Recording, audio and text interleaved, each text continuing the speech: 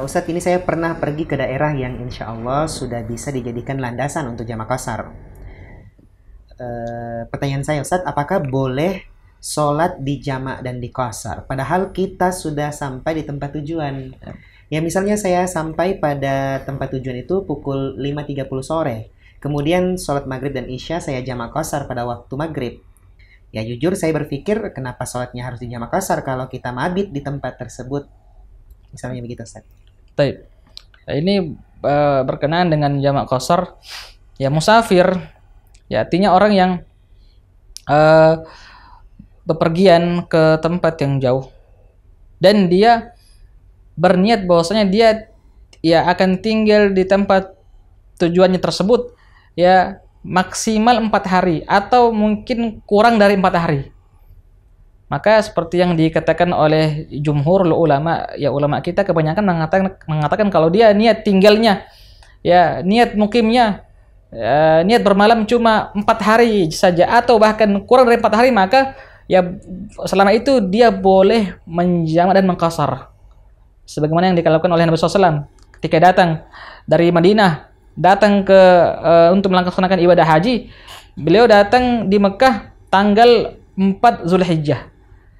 Ya, dan nanti tanggal 8 di hari Tarwiyah beliau pergi ke Mina. Dan kata ulama kita ya dari tanggal 4 sampai tanggal 8 ini Rasulullah SAW ya menjamak dan mengqashar salat beliau.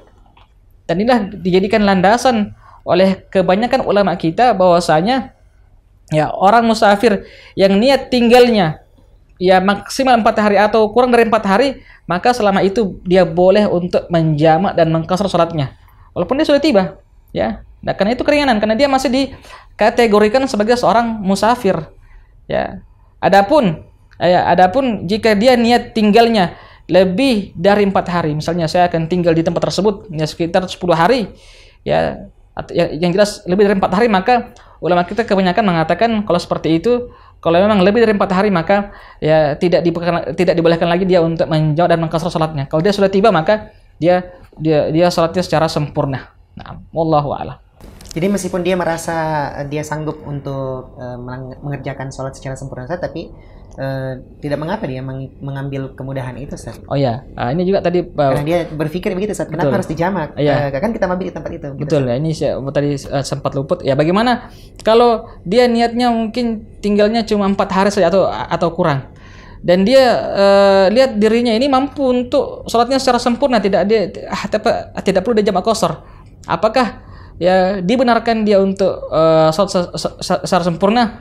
Maka kata para ulama kita ya, lama disebutkan bahwasanya ya Allah Subhanahu wa taala ya menyukai hambanya ketika mengambil kemudahan-kemudahan yang Allah berikan kepadanya, termasuk rukhasus safar, termasuk kemudahan yang Allah berikan kepada seorang musafir, yaitu menjamak dan mengqashar salat saat dia safar.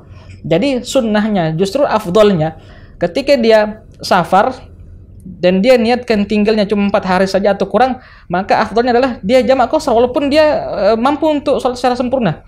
Kenapa? Karena itulah yang dicontohkan oleh Nabi SAW. Karena disebutkan dalam banyak riwayat bahwasanya Rasulullah selama safar beliau tidak pernah ya tidak mengqashar. Beliau selalu mengqashar. Ya, selalu beliau mengqashar dan menjamak salat beliau ketika beliau safar. Dan inilah termasuk ya bentuk mengikuti ya sunnah Nabi SAW. Jadi ya inilah ya kembali bahwasanya inilah agama ini kita bangun atas dasar dalil, bukan atas perasaan. Kalau kita perasaan ya ini saya kayaknya ya saya bisa sholat subuh 4 rakaat karena saya bugar, ini saya sehat. Ini tentu tidak benar ya. Kita harus lihat dalil. Ternyata Rasulullah SAW ya ketika safar beliau mencontohkan untuk apa? Selalu di qashar dan dijamak. Jadi sunnahnya afdolnya adalah ya dia menjamak dan mengqashar salatnya.